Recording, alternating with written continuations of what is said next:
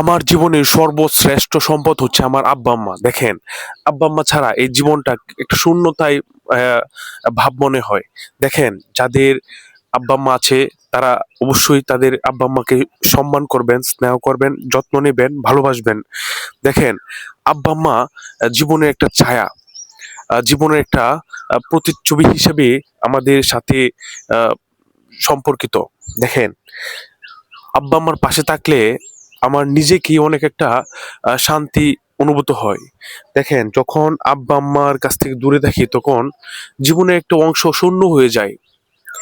যখন তাদের পাশে থাকি না, তখন একটা ভালো ভালো মনের একটা আকাঙ্ক্ষা অনুভূত হয়, অনেক ভালো লাগে।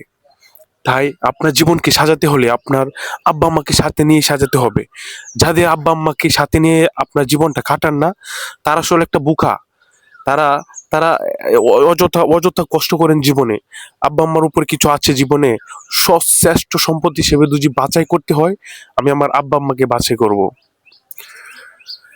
আব্বা আম্মা জীবনের শ্রেষ্ঠ সম্পদ আমার কাছে। আমি আমি ভাষায় বলে বোঝাতে পারবো না আমার কাছে কি।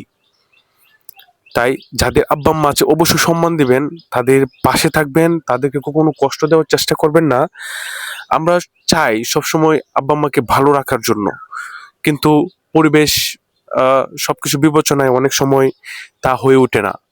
তবুও চেষ্টা করতে হবে তাদেরকে ভালো কিছু ভালো রাখার জন্য, এমনকি তাদেরকে একটা ভালো পরিবেশে বসবাস করানোর জন্য, তাদের জন্য কোনো অভাব না হয়, কোনো কষ্ট না হয়, সেই দিকে নজর দিতে হবে যেন তারা তাদের জীবনটা সুখে কাটাইতে পারে। এমনকি সকল সন্তানদের পাশে নিয়ে তারা যেন সকল ঈদ বলেন, সকল আনন্দ বলেন, সবকিছু তারা পার করতে পারে। যারা মা বাবাকে দেখে না, তারা ভালো সন্তান না। তাদের মধ্যে এই শিক্ষাটা নাই যে মা বাবা যে কি জিনিস। তারা বুঝে না, মা বাবার সম্মানটা বুঝে না, মা বাবার ওজনটা বুঝে না তারা। আরে ভাই, মা বাবার পাশে থাকলেই তো জীবনের সার্থকতা এমনিই চলে এসে। তাই যারা আছেন, মা বাবাকে সম্মান দিবেন, মা বাবাকে একসাথে নিয়ে পরিবারটা সাজাবেন, তারা যেন কখনো কষ্ট না করে। ধন্যবাদ।